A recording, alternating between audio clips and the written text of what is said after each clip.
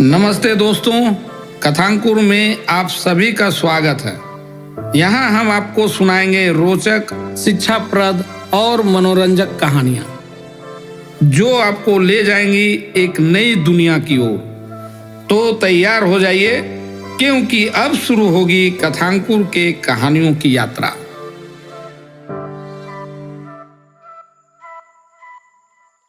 किसी समय की बात है, एक शेर गांव वालों के पशुओं को मारकर खा जाता था। गांव वालों ने तंग आकर गांव से बाहर लोहे का एक पिंजरा रख दिया। एक दिन वह शेर उसमें आकर फंस गया। एक ब्राह्मण उधर से चला जा रहा था। शेर को देखकर वह डर गया। तभी शेर की दर्द भरी आवाज उसके कानों में पड़ी।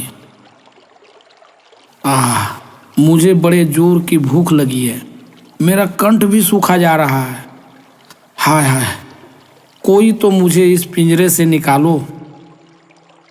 ब्राह्मण को देखकर, अरे भले आदमी, सुनो, मुझे बाहर निकाल दो, मुझे बाहर निकालो भाई।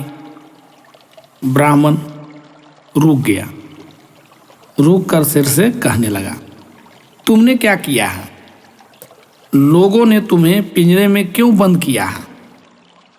शेर ने कहा, मैंने कुछ नहीं किया है, मैं सच कहता हूं, मैं किसी का कुछ नहीं बिगाड़ा। ब्राह्मण ने कहा, लेकिन यदि मैं तुम्हें बाहर निकाल भी दिया तो तुम मुझे खा नहीं जाओगे? शेर ने कहा, छी छी छी, ऐसा पाप मैं भला क्यों करूंगा?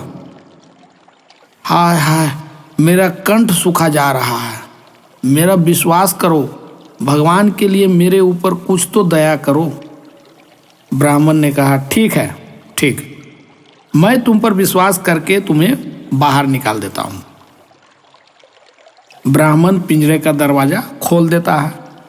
शेर तेजी से ब्राह्मण पर झपटता है और गुर्रा कर कहता है, मूर्ख, अब मरने को तैयार हो जा, मैं तुझे खा जाऊंगा।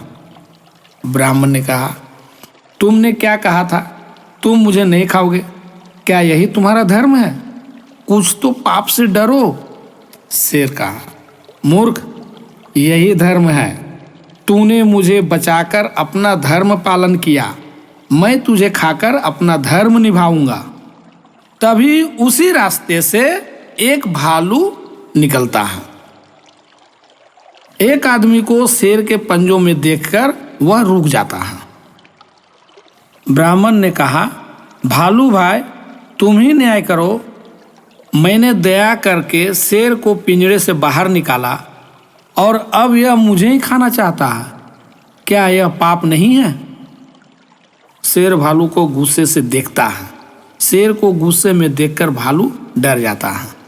भालू कहा, भाई, तुम दोनों मुझे अपने बीच में क्यों डाल रहे हो? यह तुम दोनों का मामला है, इसे अपने आप ही निपटाओ। वैसे मेरे विचार से शेर मांस खाता है और उसे आदमी का मांस खाने का पूरा अधिकार है।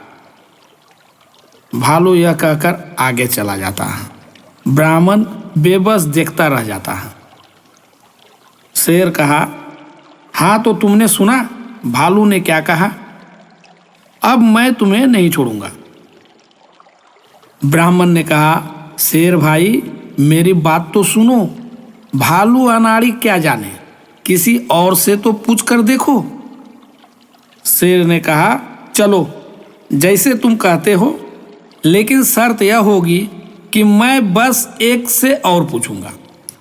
यदि उसने भी हाँ कही तो मैं तुम्हें तुरंत चट कर जाऊंगा। तभी उधर से एक लोमड़ी आती दिखाई पड़ती है। शेर ने गरज कर कहा, अरे लोमड़ी, इधर आ। लोमड़ी ने कहा, जी महाराज, क्या आज्ञा है? शेर ने कहा, आज्ञा यह है कि तुझे मेरा फैसला करना है। मैं इस पिंजरे में बंद था, इस आदमी ने मुझे बाहर निकाला, मैं बहुत भूखा हूं और अब इसे खाना चाहता हूं। यह इसे अधर्म बताता है। तुझे कहना है यही धर्म है, चल कहो यही धर्म है। लोमड़ी ने कहा, ठहरिए महाराज, मैं पूरी बात समझ तो लूं। हाँ, तो यह आदमी पिंजरे में बंद था और आपने इसे बाहर निकाला, फिर क्या हुआ? शेर ने कहा, अरे मूर्ख, यह आदमी नहीं, मैं पिंजरे में बंद था। लोमड़ी ने कहा, आप? ऐसा हो ही नहीं सकता। भला किसमें इतनी हिम्मत है जो जंगल के राजा को पिंजरे में बंद करे? शेर ने कहा, मूर्ख, तुम समझती क्यों नहीं? मैं इस पिंजरे में बंद था। लोमड़ी ने कहा, आप कहते हैं तो अवश्य बंद होंगे, वैसे मुझे अब भी विश्वास नहीं हो रहा। इतने छोटे पिंजरे में आप जैसे डील डॉल का शेर कैसे आ सकता है? असंभव है ये। शेर ने गरज कर कहा, यह संभव है मूर्ख, देख मैं तुझे दिखाता हूं। शेर छलांग मारकर पिंजरे में घुस जाता है। लोमड़ी पिंजरे के दरवाजे को बंद करते हुए, अरे शेर भाई, आप ठीक कहते थे। अब मेरी समझ में आ गया कि आप पिंजरे में होंगे और दरवाजा ऐसे बंद होगा। ऐसे था ना? शेर ने कहा, हाँ हाँ, ऐसा ही था। लोमड़ी ने कहा, फिर ठीक है महाराज, अब आप पिंजरे में ही रहेंगे और यह दरवाजा ऐसे ही बंद रहेगा, यही मेरा न्याय है।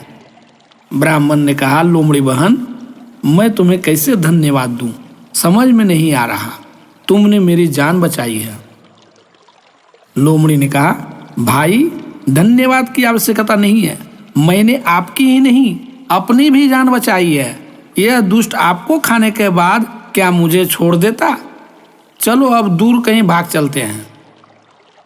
ब्राह्मण और लोमड़ी वहां से चले जाते हैं। पिंजरे में बंद शेर छटपटाता रह जाता है।